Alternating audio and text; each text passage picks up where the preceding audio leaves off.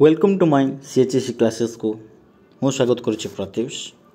तो आज आम आलोचना करवा जैन धर्म ओके जोटा कि +2 एवं +3 स्टूडेंट्स मान इम्पोर्टेंट ओके। तो तापर आम आलोचना करवा जे ख्रीष्टपूर्व 6ठ शताब्दी रे दुई गोटी धर्म सहित दुई जन महापुरुष जन्मलाभ करथिले ओके। जैन धर्म सहित महावीर जैन एवं कहीपरिबा बौद्ध धर्म सहित गौतम बुद्ध ओके। तो धर्म परिचालन में संस्कृत भाषार बहुल व्यवहार को विरोध करी ए धर्म संस्कार आंदोलन रिलीजियस मूवमेंट आत्मप्रकाश कर अनुमान करा जाए।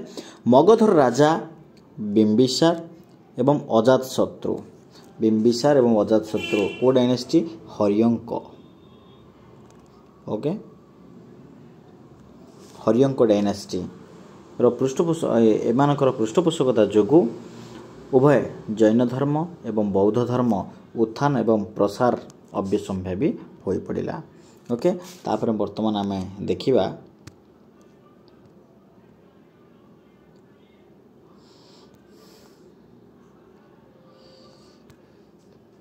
जैन धर्म ओके। जैन धर्म बर्तमान आलोचना करिया। तो जैन धर्मर प्रतिष्ठाता जैन धर्मर फाउंडर बा प्रतिष्ठाता तथा प्रथम प्रचारक फास्ट प्रीचर किए थिले ऋषभनाथ ओके। ऋषभनाथ यही धर्मर त्रयोविंश प्रचारक ओके। यही धर्मर को धर्मर जैन धर्मर त्रयोविंश तीर्थंकर किए थिले त्रयोविंश प्रचारक तथा तीर्थंकर थिले पार्श्वनाथ ओके। पार्श्वनाथ तबे महावीर थिले एही धर्मर चतुर्विंश बा 24तम तीर्थंकर ओके। 24तम तीर्थंकर बा शेष तीर्थंकर तांको जैन धर्मर प्रकृत प्रतिष्ठाता रूपे कहा जाए ओके। काहाकू ना महावीर जैन को ओके। जैन धर्मर प्रकृत प्रतिष्ठाता बा आमे कहि परिबा रियल फाउंडर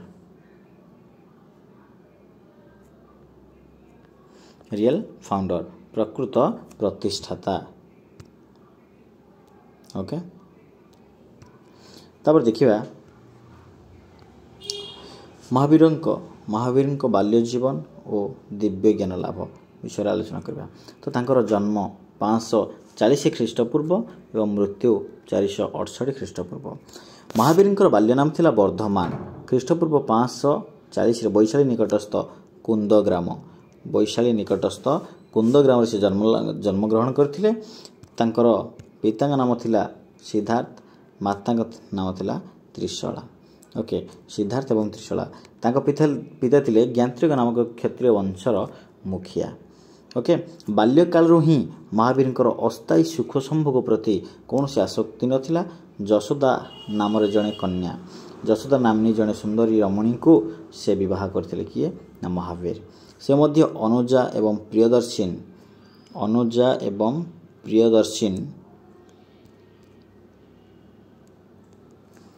नामक कन्या संतानर जनक हेबार सौभाग्य लाभ करथिले। किंतु संसार प्रति तांकर सामान्यतम मोह नथिला। 30 वर्ष बयस केते 30 ओके। 30 वर्ष बयस से संसार त्याग करी 12 वर्ष धरी सत्यर अन्वेषण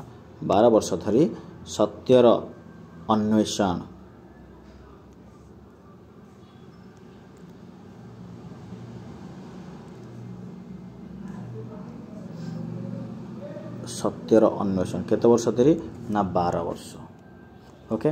12 वर्ष धरी सत्यर अन्वेषण पाई भारतर विभिन्न स्थान को भ्रमण कला परे 42 वर्ष बयस जुम्भिक ग्राम निकटवर्ती रिजुपालिका नदी कूलस्थ शाल वृक्ष मूल ध्यानमग्न पूर्वक दिव्य ज्ञान लाभ करथिले एनलाइटेनमेंट ହୋଇଥିଲେ। ओके दिव्य ज्ञान बा कैवल्य प्राप्ति पर महावीर को नाम परिचित हेले को नाम परिचित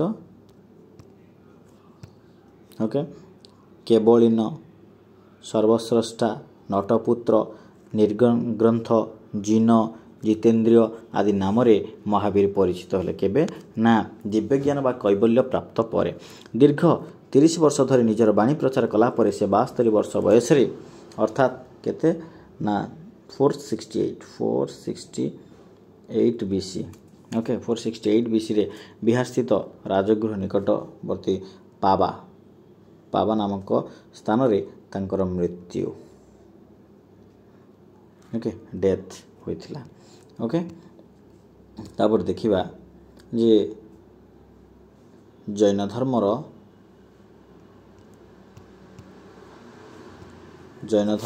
नीति समूह ओके जैन धर्मर नीति समूह उपरे आलोचना करिबा।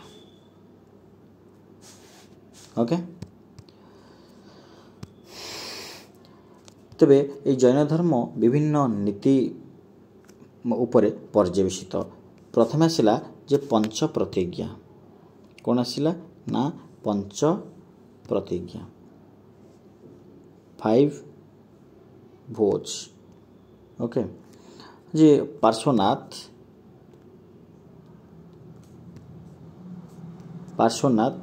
जैन धर्मर 4 गोटी नीति पालन करिया पे उपदेश देइथिले किए ना पार्श्वनाथ ताले पार्श्वनाथ जैन धर्मर केतेतम तीर्थंकर 23rd ओके 23तम तीर्थंकर किए ना पार्श्वनाथ तो से जो 4 गोटी नीति पालन करिया पे उपदेश देइथिले से 4 गोटी नीति हला सत्य अहिंसा औचर्य औस्थेय एवं अपरिग्रह एवं परवर्ती मुहूर्त कौन है ना महावीर परवर्ती मुहूर्त महावीर एथि सहित आउ एक नीति को प्लस कले बा ऐड कले कौन ना ब्रह्मचर्य यथा आत्मसंयम जोग करथिले। ए 5 गोटी नीति को जैन धर्मर पंच प्रतिज्ञा बोली कहा जाय थाए एवं पवित्र जीवन यापन पवित्र व शुद्धमय जीवन यापन करबा पई ए 5 गोटी नीति पालन करबा नित्यांत जरूरी बोली जैन धर्मर प्रचारक माने बा महावीर प्रचार प्रसार करथिले। ओके तापर देखिबा जे जैन धर्मर त्रिरत्न 3 ज्वेल्स ऑफ जैनिज्म ओके तो चित्त शुद्धि निमंते 3 गोटी नीति पालन उपरे जैन धर्म गुरुत्व प्रदान करिथाय से 3 गोटी नीति हैला कोन ना सम्यक विश्वास तापर आसिला जे सम्यक ज्ञान राइट नॉलेज एवं सम्यक कर्म राइट कंडक्ट कौन 3 गोटी 3 ज्वेल्स माने त्रिरत्न हैला ताले त्रिरत्न कौन ना right faith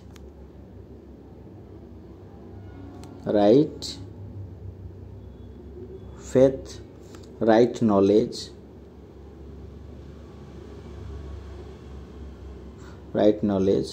right conduct okay तबे सत्कर्म सत्विश्वास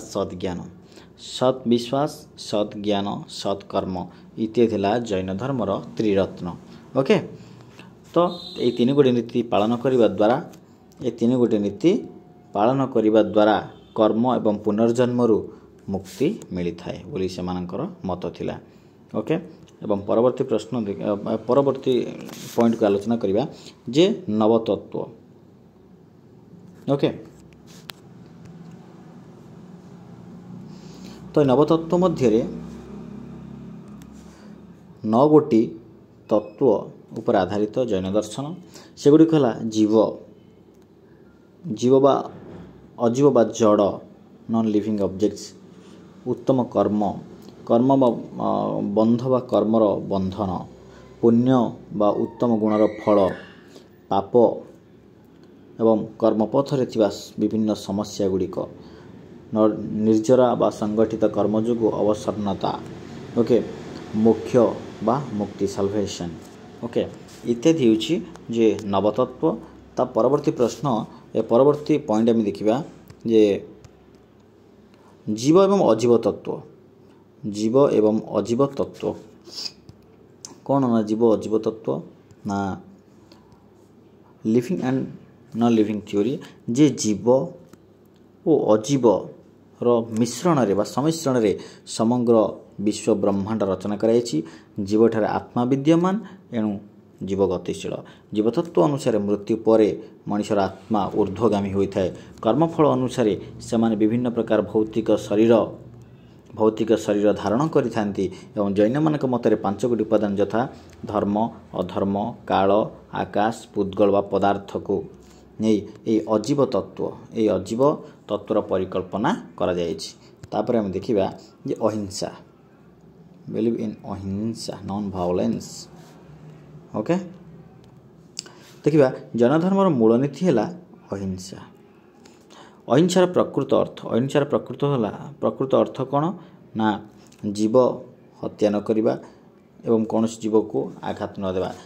यही अर्थ रे पशुपक्षी कीटपतंग माने any living beings. Okay not hurt to any living beings. वृक्षलता आदि आत्मा विद्यमान थाए। अहिंसा नीति पालन द्वारा मोक्ष प्राप्त सहज होता है। ओके ता परवर्ती जे कर्मवाद है। कर्मवाद कौन कहूँ ना सत्कर्म जदि मनुष्य सत्कर्म करुच्ची सत्कर्म द्वारा मनुष्य बंधनमुक्त होता है एवं मनुष्य निजक कर्म ठारू निवृत्त रखा संभव नुहे किंतु मोह माया कामना आदि बंधन मुक्त हो पारे पुनर्जन्म मध्य मुक्ति हो पार। ओके ता परवर्ती पॉइंट कहूँ जो मोक्ष बा निर्वाण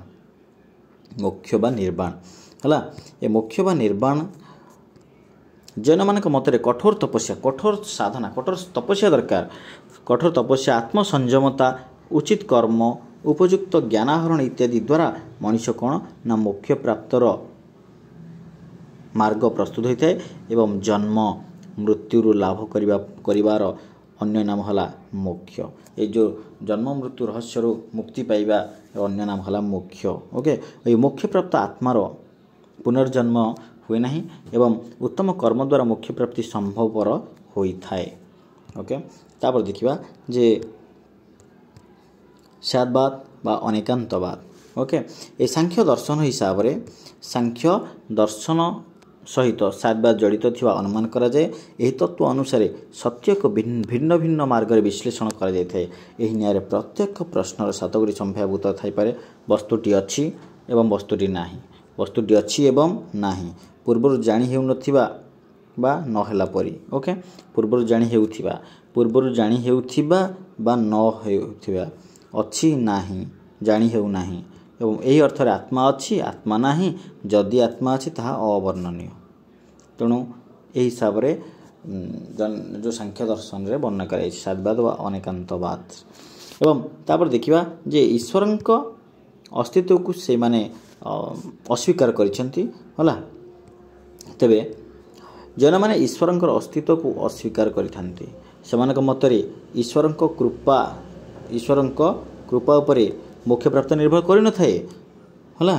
काहेकि सेमाने कहउछंती ना सेमाने कहिवार अर्थ होला जे मनुष्य हेउची निज भाग्यर निजे निर्माता। मनुष्य हेउची निज भाग्यर निजे निर्माता एवं कठोर साधना आत्मसंयमता पवित्र कर्म द्वारा प्रत्येक व्यक्ति कुकर्म को अतिक्रम करने समर्थ होइथांती। ओके तापर आसिला जे वेदर गुरुत्व को अस्वीकार। ओके से वेदर गुरुत्व को अस्वीकार क्षेत्र में जैन माने वेदर प्राधान्य को अस्वीकार करने सहित क्रियाकर्म अजुक्तिकर बोली कहिथांती। सेमानक मतरे समस्त देवादेवी केवल मात्र काल्पनिक एवं सेमाने समाज को विपदगामी कराइथांती। एणु जैन माने वैदिक क्रियाकांड एवं ब्राह्मण मानकर प्राधान्य को तीव्र निंदा करागला परवर्ती मुहूर्त में। ओके तो तापर आम देखा जे कठोर सन्यास व्रत पालन। ओके कठोर सन्यास व्रत पालन तो ये कठोर साधना हेउची जैन धर्म एक नीति। कठोर साधना कठोर तपस्या उपवास शरीर उपर अशेष निर्यातना देवा शरीर उपर कष्ट करने दरकार शरीर को व्यवहार कर कष्ट करने दरकार तेबे जाइए मोक्ष प्राप्त संभवपर होता है हो पारे। ओके तापर देखिए सार्वजनीन तत्व। सार्वजनीन तत्व रे जे जैन माने जाति प्रथा को अस्वीकार करने सहित मानवीय भातृत्व मनुष्यर जो भाईचारा ओके भाई भाईर संपर्क ये भातृत्व उपरे गुरुत्व प्रदान करते से मतरे प्रत्येक सजीव मानक प्रत्येक पाखे जीवन अच्छी ओके तो प्रत्येक सजीव प्रति दया प्रदर्शन करने उचित विधेय कालक्रमे समय अनुसार कौन है ना ये जैन मानक मध्य जो अंतर्द्वंद्व ओके अंतर्द्वंद्व आरंभ है से तापर ठारू जे सेमानक मध्य दुई गोटी गोष्ठी यथा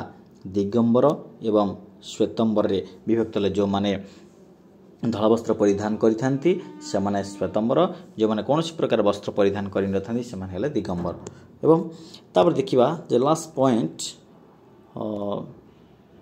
जे भारतीय संस्कृति प्रति जैन धर्मर अवदान हला भारतीय संस्कृति प्रति जैन धर्मर अवदान कौन रही अछि ओके तो जैन धर्म द्वारा भारतीय संस्कृति बहुल भाव प्रभावित हुई अछि ओके तो सामाजिक एवं धर्मीय प्रभाव देखिबा जाति प्रथा कबलरू जनसाधारण को रक्षा करने जैन धर्म प्रयास आरंभ करथिला महावीर जाति प्रथार तिरस्कार करने सहित प्रत्येक व्यक्ति जैन धर्म द्वारा खोली देते मानव जातिर समानतार से विश्वास करुथिले एवं से मध्य सबु प्रकार जटिल क्रियाकर्म विधिसंगत नीति नियम पद्धति पालन एवं बलि प्रथार निंदा करथिले ओके तापर देखिबा भाषा एवं साहित्य उपर प्रभाव कौन थिला ना आरंभरू जैन तीर्थंकर माने प्राकृत भाषा से बाणी प्रचार प्रसार करथिले ता माने जैन तीर्थंकर केते जण जैन तीर्थंकर थिले कि सर्वमोट 24 जण ओके से 24 जनक मध्यरु एटा होछि हमर ओडिया मीडियम वर्तमान आलोचना करछि आर मध्य इंग्लिश मीडियम मध्य आलोचना आनिमा ओके इंग्लिश क्लास मध्य आनिमा इंग्लिश मीडियम रे जैन धर्म ओके बौद्ध धर्म इंग्लिश मीडियम रे अपलोड हो जाइछि ओके गोटे पार्ट है आउ हम तो 24तम बा शेषतम तीर्थंकर किए ना महावीर जैन 23तम पार्श्वनाथ प्रथम तीर्थंकर आदिनाथ व ऋषभनाथ ओके तो प्राकृत भाषा से बाणी प्रचार प्रसार करथिले ताहा थिला साधारण लोकंकर भाषा साधारण लोकंकर कथबार्तार भाषा ओके यह द्वारा से भाषा साहित्यर अभिवृद्धि घटिथिला समयक्रमे स्थानीय भाषा रे जैन धर्म संबंधी ग्रंथ गुड़िक मध्य लिखागला एवं सुतराम तत्कालीन राजनैतिक सामाजिक अवस्था विषय जानिबा पई जैन धर्म संबंधी ग्रंथ गुड़िक सूचना प्राप्त होता है जैन तीर्थंकर मान 14 प्रकार प्राचीन ज्ञान संपर्क में चर्चा करथिले अगम सूत्रु आचरण सार्वजनीन श्रद्धा बंधुता संपर्क में वास्तव सत्य प्रतीत होता जना पड़ता है ओके एवं सेपरी भाव कौन अंग उपांग मलमूत्र इत्यादि समस्त प्रति उपयुक्त सम्मान आत्मा कर्म विश्व सन्यास व्रतर विधि नीति नियम गृहस्थ मानक पई नियम दया अहिंसा अपरिग्रह विषय इत्यादि कथा जना पड़ता है ओके जे तापर आम देखिबा जे कला एवं स्थापत्य ओके ये कला स्थापत्य क्षेत्र में कला और स्थापत्य जैन सन्यासी माने ओके जैन मंक्स अवस्थान निमंते अवस्थान रहिबा पई भिक्षुगृह बा गुंफा गृह निर्माण कराइथिला ओडिशार खंडगिरी उदयगिरी जैन गुंफा तथा राजस्थान माउंट आबू ठारे थिबा दिलवारा मंदिर यार ज्वलंत उदाहरण कर्णाटकर श्रवण बेलगोला ठारे निर्मित गोमतेश्वर नामक बाहुबली 120 फुट उच्च विशाल मूर्ति जैन भास्कर्य शिल्पर एक श्रेष्ठ निदर्शन अटे जैन मान द्वारा निर्मित विभिन्न प्रकार स्तूप गुड़िक द्वारबंध स्तंभ छत्र एवं मूर्ति आदि कारुकार्यपूर्ण रही तेणु ये हूँ जो माउंट आबू दिलवारा मंदिर गुजराटर पलिताना मंदिर जैन मानकर श्रेष्ठ तीर्थस्थली जैन मानकर एसब है श्रेष्ठ तीर्थस्थली तो ये है आज ओडिया मीडियम क्लास आम आज रखी तो जैन धर्म आम आनिबा जे इंग्लिश मीडियम क्लास मध्य आनिबा तो प्रति क्लासेस को जब फर्स्ट टाइम विजिट करथिबे तो लाइक कमेंट निहाती वैल्यूएबल कमेंट देबे कमेंट सेक्शन रे एवं जो सांग मान पाखु मध्य शेयर कर देबो ओके एवं subscribe for the next new videos okay class टी किपर लगे निहाती कमेंट माध्यम रे जणेबो ओके थैंक यू।